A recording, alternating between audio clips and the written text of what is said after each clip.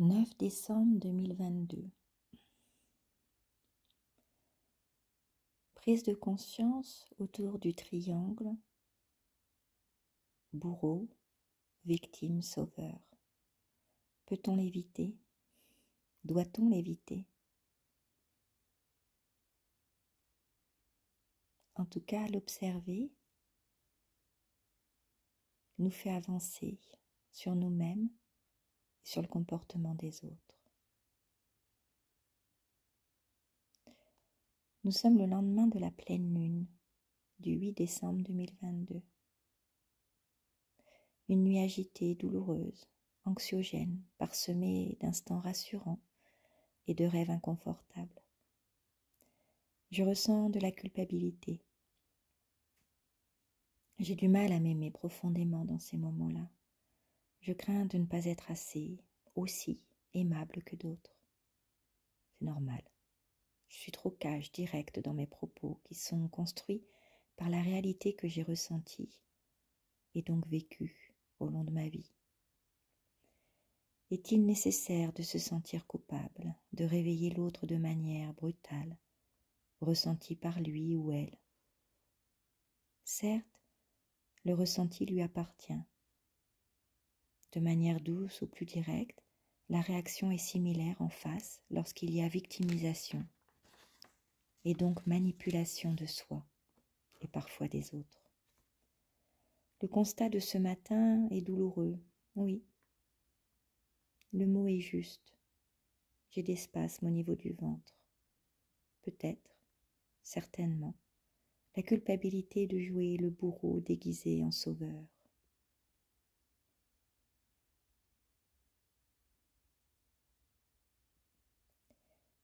Mais lorsque l'énergéticienne que je suis, l'accompagnatrice, qui doit secouer, réveiller, parfois chouchouter. Cet exercice est bien plus simple. Mais lorsque j'étais victime, le sauveur ou le bourreau n'avait pas vraiment de différence. L'un me laissait me conforter dans mes attitudes, avec encore plus de certitude. L'autre me réveillait si brutalement que je rentrais dans ma grotte. Lorsque je suis sortie de la victimisation, que j'ai compris que c'était mon aptitude à jouer le jeu de la vie qui me sauverait, que c'était de faire le tour de mon jeu, J-E, sans jugement, avec bienveillance et patience qui ferait la différence.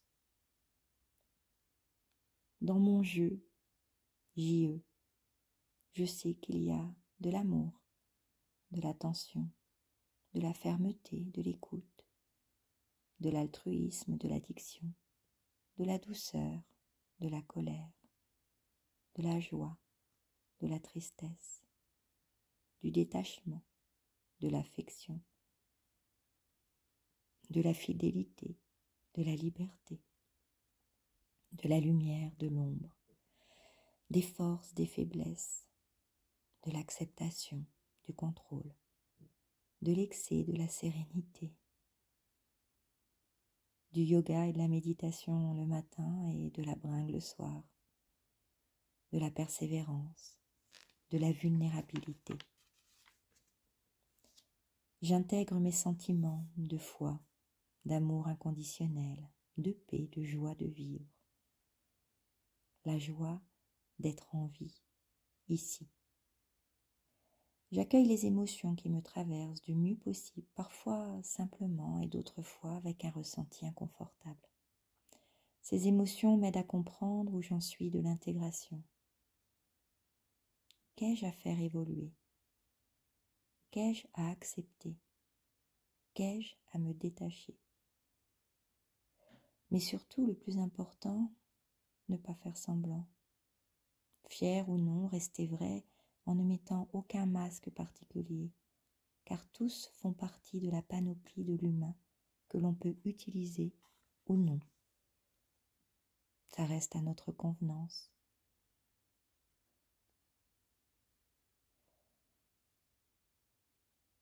À voir si l'autonomie dans notre vie peut-être voilé ou masqué. Peut-être cela nous enfermerait-il plutôt. Lorsque le jeu est en action, être suffit. Être, ce n'est pas être parfait ou se croire atteint de perfection au regard de la société.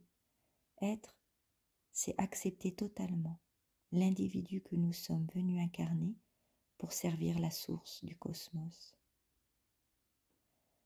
À l'image de la métaphore du grand orchestre qu'est la planète, orchestrée par une chef, la source, qui sait exactement tous les tenants et aboutissants de la partition. Nous sommes les instruments qui vibrent le son de la vie, certains harmonieux, d'autres à peine accordés, d'autres en phase de rénovation, de réparation.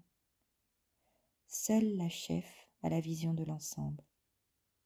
Ayons foi en notre meneuse universelle qui nous guide vers les étapes, les personnes idéales pour l'apprentissage, l'appréhension de l'instrument philharmonique que nous sommes tous. Une mise en accord reste harmonieuse si chaque instrument joue à sa juste mesure, à son juste son harmonieux, ni plus ni moins. Puis le musicien, notre âme, peut nous faire jouer les morceaux avec majesté, autonomie et maîtrise, sans contrôle ni emprise sur les autres instruments qui nous entourent. Alors, si la voie de la liberté était d'observer ce triangle par lequel nous passons au quotidien, tout au long de notre vie, ou pas, j'ai pas encore cette réponse-là. En tout cas, cette prise de conscience et cette observation de l'intérieur et de l'extérieur me donne plus de légèreté et de liberté d'être. Si cette culpabilité s'est réveillée, elle m'a aidé à comprendre que dans ce triangle, bien souvent, on veut éviter certains masques, certains rôles, mais qui font bien partie du chemin de l'humain. Et que pour le vivre bien, intégrer cette conscience, c'est la voir s'effilocher, voir ce jeu s'effilocher et s'affiner, pour en jouer avec intégrité, mais pour plus se laisser malmener. Alors j'espère que ces propos peuvent résonner en toi, peuvent réveiller, dilater, en tout cas faire le chemin dont tu as besoin. Et puis à toi maintenant d'en faire les ramifications et de voir comment ta conscience peut œuvrer pour faire un joli cocktail de cette nouveauté, peut-être, que ma prise de conscience aurait pu t'apporter.